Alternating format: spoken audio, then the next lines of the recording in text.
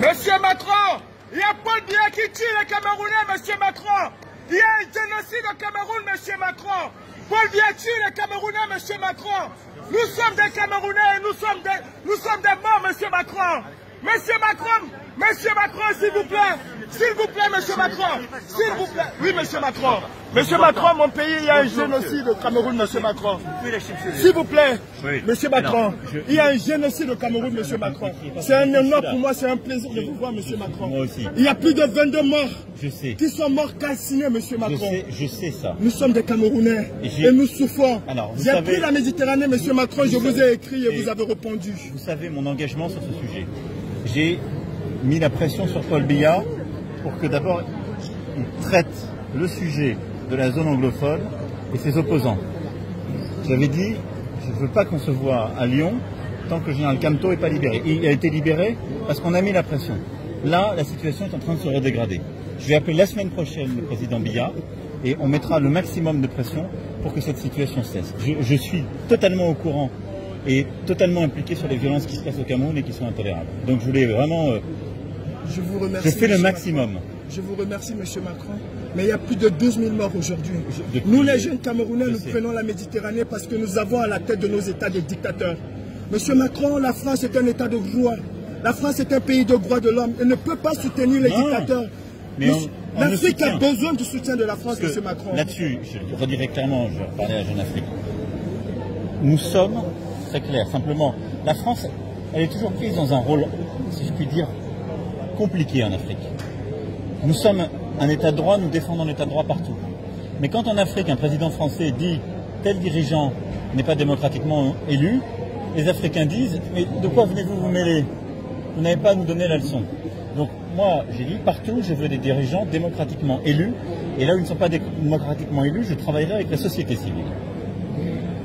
Je mets la pression sur chacun et je travaille avec l'Union africaine et les organisations régionales pour mettre la pression. Quand le président Kabila était là, il y avait comme vous des opposants dans son pays. On a mis la pression, on a travaillé avec plusieurs autres présidents. On a réussi à ce qu'il y ait une alternance politique pour avoir le président Tshisekedi. Sur le président Biya, je lui ai dit, il doit rouvrir le jeu, il doit décentraliser, il doit libérer les opposants politiques, il doit faire respecter l'état de droit. Je mettrai tout ce qui est en mon pouvoir pour le faire, je veux vraiment que vous le sachiez. Mais ce n'est pas la France qui peut faire la démocratie au Cameroun à la place des Camerounaises et des Camerounais. Je le comprends, monsieur le président, sauf que quand ils viennent prendre de l'argent en Afrique, quand ils viennent vous prendre de l'argent, c'est pas une ingérence. Si la France donne de l'argent au président africain... Moi là-dessus on est très vigilant, j'aurai l'occasion d'y revenir dans notre stratégie sur l'aide publique au développement. Nous finançons des projets. On ne donne pas d'argent à un président ou à un gouvernement. Sauf que ces projets que vous financez sont détournés. Alors non, si vous avez des sujets de détournement, faites-les-moi savoir, parce que partout on fait de l'évaluation, on vérifie, mais à commencer par des pays comme le Cameroun, on a besoin de financer des ONG, des gens qui aident la population civile. J'ai une dernière doléance, monsieur le président.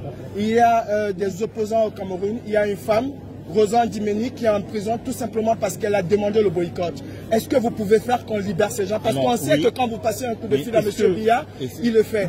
J'espère. Est-ce que vous pouvez me donner des noms? Je vous enverrai les noms, monsieur le président. Dites-moi qui je parlerai à cette personne. Parce qu'ils prennent les noms. Rosa Ndimeni, Mamadou Mota. Mais si je vous dis oui, je vais les oublier. Je ne vais pas vous mentir. D'accord, monsieur le président. Je préfère qu'il y ait quelqu'un qui les note. D'accord, monsieur le président. Et qui les donne à mon conseiller africain. Je suis juste un activiste. Je suis un activiste. J'ai pris la Méditerranée pour venir en France. La France est un état de droit et ne peut pas supporter ce genre de choses. Très bien. Oui, pardon. Monsieur va vous donner des noms qu'il faut me donner à Front de Paris pour mon appel à Biya. Merci, monsieur. Merci, monsieur. Merci. Merci, monsieur le président. Bonjour. Bonjour à vous. Voilà. Comment allez-vous, madame? On continue. Vous allez bien? Oui. Bonjour, madame. Pardon. Comment vous voulez qu'on fasse? Vous me faites un mail avec ces noms? Oui, ça vous va? Oui, monsieur. Vous arrivez à le faire rapidement? Oui, je peux vous faire le mail, mais demain, je prends le temps de répertorier. Je vous donne ma carte. Merci, monsieur. Mon mail est là. Merci, monsieur. Merci beaucoup. Merci.